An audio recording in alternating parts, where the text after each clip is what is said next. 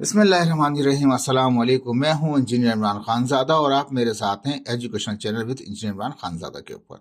आज का जो टॉपिक है वो ईएमएफ से रिलेटेड है, जिसमें सवाल बनाया है डिफाइन ईएमएफ। ईएमएफ को डिफाइन कीजिए। Also explain the generation of EMF. EMF की जनरेशन किस तरह से होती है। ईएमएफ किसे कहा जाता है, किससे इसका एब्रीवेशन है, तो कहता है it is called the electromotive force. ये इलेक्ट्रोमोटिव फोर्स कहा जाता है ईएमएफ को।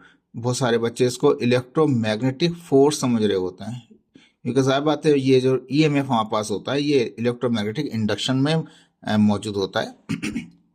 तो ये ईएमएफ जो हमारे पास है इलेक्ट्रोमोटिव फोर्स कराएगा। किस तरह जनरेट होता है, तो कहता है change in the magnetic field. Magnetic field का जो चेंज होना हो रहा होता है, यानी कि जो मैग्नेटिक फील्ड चेंज हो रही हो, यानी कि सेम नहीं हो, कांस्टेंट नहीं हो, चेंज होती रहे, यानी कि उसमें चेंजिंग आ रही हो। तो मैग्नेटिक फील्ड में जो चेंजिंग हो रही होगी उसकी वजह से क्या होगा, इंड्यूस हो जाएगा the generation of electromotive force. ठीक है, किसके अंदर, with in the conductor. Conductor के अंदर एक इलेक्ट्रोमोटिव फोर्स जनरेट हो जाएगी या वोल्टेज जनरेट हो जाएगा उस कंडक्टर के अंदर।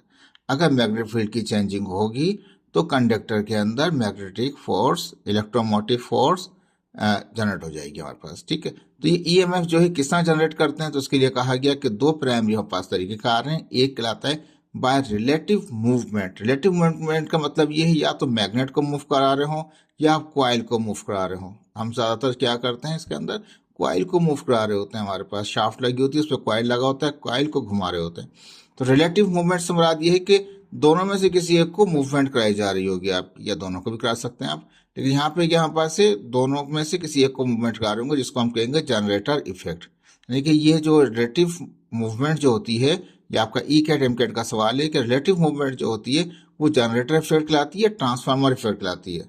तो जाहिर बात है जिसमें रिलेटिव मूवमेंट हो रहा है, कॉइल मूव कर रही है हमारे पास मैग्नेट के दरमियान में, वो जनरेटर इफेक्ट होता है। जनरेटर जनरेट हो रहे होते हैं, वहाँ पे वोल्टेज जनरेट हो रहा होता है। जनरेटर क्या होता है, जनरेट कर रहा होता है वोल्टेज को, ईएमएफ को। दूसरा तरीका आ रहा है by changing the magnetic field.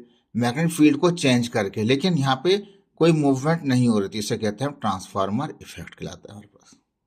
ठीक है, दोनों को अच्छी तरह देखते हैं यहाँ पे। यानी कहने का मकसद ये इलेक्ट्रोमोटिव फोर्स हम उसे कहेंगे जो जनरेट होगी किसकी वजह से, मैग्नेटिक फील्ड के चेंज होने की वजह से किसी भी कंडक्टर के अंदर। दो तरीके का आ रहे हैं, रिलेटिव मूवमेंट है जनरेटर के अंदर ये काम हो रहा होता है, चेंजिंग मैग्नेटिक फील्ड वो ट्रांसफर में होता है। अब देखिए ये हमने देखा है नॉर्थ पोल है, यहाँ पर साउथ पोल है, इसके अंदर एक क्वाइल है, क्वाइल एक शाफ्ट के ऊपर है। ठीक है, यहाँ स्लिप रिंग्स लगा रखे हैं, एक पॉजिटिव के साथ भी, एक कंडक्टर के साथ स्लिप रिंग है, दूसरे कंडक्टर के साथ भी स्लिप रिंग्स लगा रखे हैं।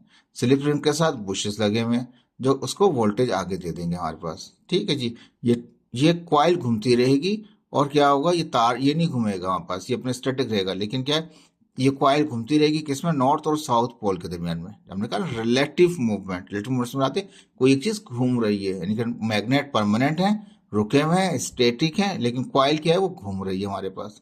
इसे कहते हैं जनरेटर इफेक्ट, या इसको मोशनल ईएमएफ भी कहा जाता है। एन ईएमएफ इज इंड्यूस, ये जो ईएमएफ इसमें जनरेट हो जाएगा इन द मूविंग कंडक्टर, किसमें, जो क्वाइल मूव कर, इलेक्ट्रॉन क्वाइल आ रही, जिस कंडक्टर के अंदर क्या होगा, ईएमएफ जनरेट हो जाएगा।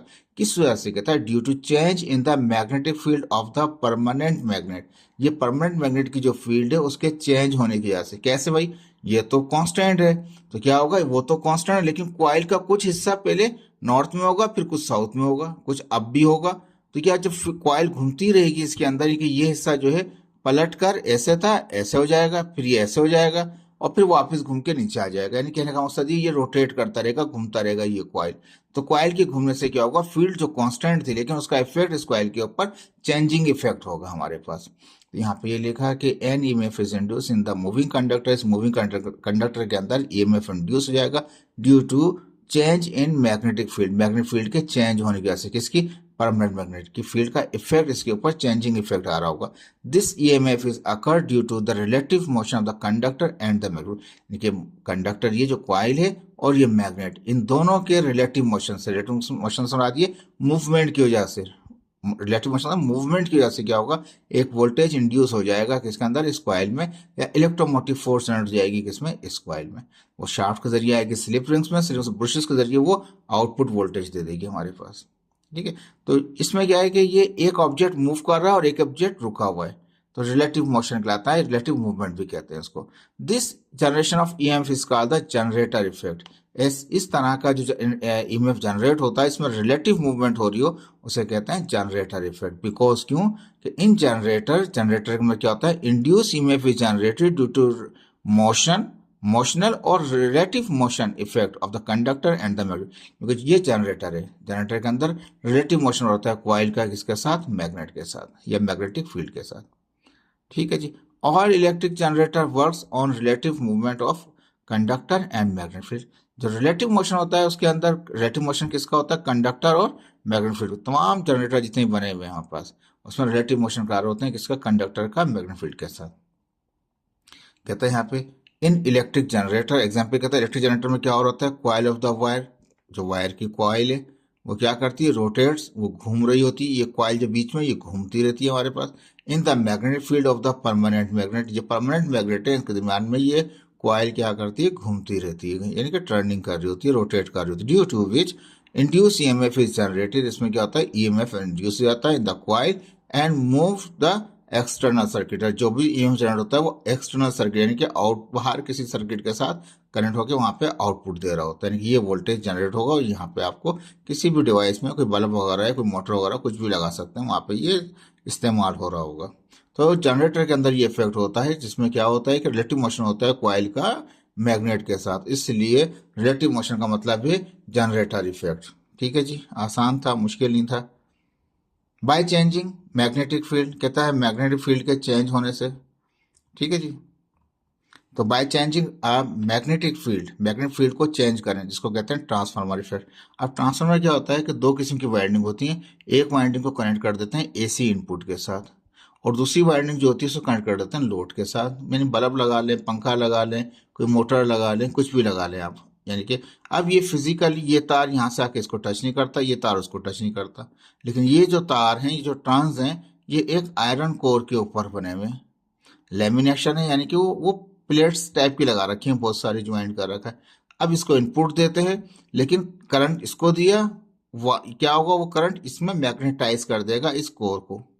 ये जो कोर है, इस कोर को क्या करेगा, मैग्नेटाइज कर देगा, इसमें फील्ड जनरेट होगी, दूसरे पास में फ्लक्स जाएगा, वो कट करेगा इसकी मैग्नेट कॉइल को। नतीजा क्या होगा, यहाँ पे इंड्यूस हो जाएंगे वोल्टेज, वहां पे आप ले सकते हैं, चेक कर सकते हैं। लेकिन दोनों में से ना तो प्राइमरी कॉइल मूव कर रही है, ना सेकेंडरी कॉइल मूव कर रही है, ना ये कोर मूव कर रहा है, तीनों में से कोई भी चीज मूव नहीं कर रही। रिलेटिव मोशन में क्या था, कॉइल मूव कर रही थी, मैग्नेट परमानेंट थे। यहाँ पे परमानेंट मैग्नेट नहीं है, परमानेंट कहीं नजर नहीं आ रहा आपको, लेकिन करंट आएगा तो ये फ्लक्स, ये फील्ड बनाएगा, लेकिन ये कौन सा है, एसी करंट है। एसी करंट मतलब ये कि वो वेरिंग करंट आएगा, नहीं पॉजिटिव साइकिल भी आएगी, नेगेटिव साइकिल भी आएगी। जो फ्लक्स बनेगा इसके अंदर या जो मैग्नेटिक फील्ड बनेगी वो वेरिंग फील्ड बनेगी, और वेरिंग फील्ड जब कट करेगी किसी कंडक्टर को, क्या करेगी, उसमें इंड्यूस कर देगी वोल्टेज को। तो वोल्टेज इंड्यूस हो गए, ईएमएफ जनरेट हो गया यहाँ पे, लेकिन दोनों चीजें क्या, दोनों कॉइल्स जो थी वो स्टैटिक थी, रुकी हुई थी, और परमानेंट मैग्नेट कहीं भी नहीं है हमारे पास। तो ये ट्रांसफार्मर में ये इफेक्ट जो होता है इसे कहते हैं बाय चेंजिंग मैग्नेटिक फील्ड के जरिए, तो वो ट्रांसफार्मर इफेक्ट लाता है। An EMF is induce in the stationary, रुका हुआ सेकेंडरी कंडक्टर। ये जो पहला जिसमें एसी आ रहा होता है वो प्राइमरी कहलाता है, और जिसमें आउटपुट लोड लगा होता है वो सेकेंडरी कहलाता है। तो इंड्यूस ईएमएफ किसमें होता है, वो इसमें जनरेट होता है। तो an EMF is induce in the secondary stationary, secondary conductor के अंदर इंड्यूस ईएमएफ हो जाता है, किसकी वजह से, due to change in the magnet field in the primary conductor.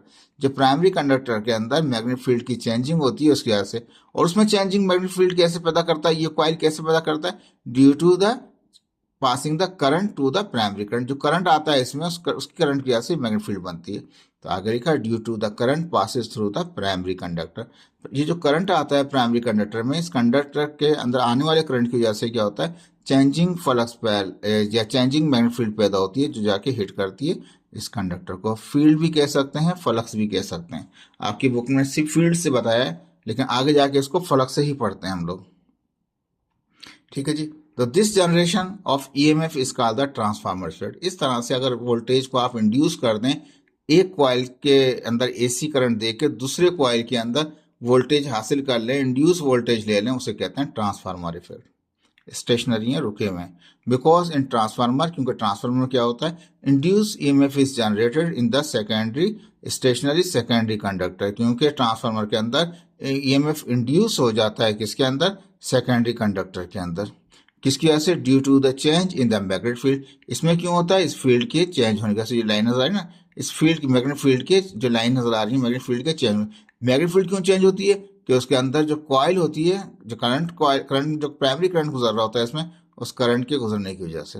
तो कहता है कि यहाँ पे due to change in the magnetic field in the primary conductor, primary conductor में मैग्नेटिक फील्ड जो चेंज होती है उसकी वजह से। मैग्नेटिक फील्ड चेंज क्यों होती है, due to the change in, due to the current passing through the primary. वो क्यों चेंज हो रहा होता है, मैग्नेटिक फ्लक्स क्यों चेंज कर रहा होता है, मैग्नेटिक फील्ड क्यों चेंज कर रहा होता है, क्योंकि इसमें करंट गुजर रहा होता है इस कॉइल के अंदर। तो ये जो इंड्यूस ईएमएफ होता है ये इस मैग्नेटिक फील्ड के ऊपर डिपेंड कर रहा होता है, ये मैग्नेटिक फील्ड उस कंडक्टर के करंट पर डिपेंड कर रही होती है। समझ में आ गया आप लोगों को। All electric transformer works on changing a magnetic field. तमाम किस्म का जो हमारे पास ट्रांसफार्मर होते हैं वो चेंजिंग मैग्नेटिक फ्लक्स के ऊपर काम कर रहे होते हैं। एग्जाम्पल क्या है, तो ज़्यादा नाम ही ट्रांसफार्मर में है, तो एग्जाम्पल भी ट्रांसफार्मर की लाएगी। इन ट्रांसफार्मर में current passing through the primary coil of the transformer, जो प्राइमरी कॉइल में करंट गुजरता है, primary coil of the transformer generates the changing या चेंजेस मैग्नेटिक फील्ड या मैग्नेटिक फ्लक्स को जनरेट कर, दोनों कह सकते हैं, मैग्नेटिक फील्ड जनरेट कर दी या मैग्नेटिक फ्लक्स जनरेट करी, किसमें, in the core of the transformer में, कोर ट्रांसफार्मर के कोर में। And when these changing magnetic flux passing through the secondary coil of the transformer, जब ये changing मैग्नेटिक फ्लक्स या मैग्नेटिक फील्ड जाके जब हिट करती है, कट करती है, पास होती है किससे, सेकेंडरी कॉइल के साथ, generate the induce EMF in the secondary coil of the transformer. Transformer के सेकेंडरी कॉइल में ये वोल्टेज को इंड्यूस कर देती है, इलेक्ट्रोमोटिव फोर्स को पैदा कर देती है। And current is pass through the external circuit, और जिसके साथ जो लोड लगा हुआ है उसके अंदर क्या होगा, एक्सटर्नल सर्किट के अंदर करंट गुजरना शुरू हो जाएगा। करंट आया, करंट ने इसको मैग्नेटाइज किया, नतीजा क्या हुआ, ये मैग्नेटिक फ्लक्स या मैग्नेटिक फील्ड जनरेट हुई। मैग्नेटिक फ्लक्स जब पास हुई इस कंडक्टर से तो उसने क्या किया, इसको एनर्जाइज किया और इसके अंदर इंड्यूस ईएमएफ कर दिया। तो क्या, करंट उस लोड के अंदर गुजरना शुरू हो गया। तो ये करंट के ये जो होता है हमारे पास चेंजिंग मैग्नेटिक फील्ड का जो इफेक्ट होता है वो ट्रांसफार्मर के अंदर हो रहा होता है, इसलिए इसको ट्रांसफार्मर इफेक्ट भी कहा जाता है। यहाँ पे कहते हैं इसके अंदर कि both effects are based on Faraday law of electromagnetic induction. कहता है ये दोनों जो हैं प्रोसेस, चाहे ये वाला ले लें आप चाहे ये वाला लें, दोनों के दोनों फैराडे लॉ के ऊपर ही वर्क कर रहे होते हैं। और फैराडे लॉ के एप्लीकेशन आपको अभी आगे जाके पढ़ाएंगे नेक्स्ट लेक्चर में। ये इजी सिंपल सा एक टॉपिक था, इसको में कोशिश कीजिए और रिवाइज कीजिए। थैंक यू सो मच, अल्लाह हाफिज़।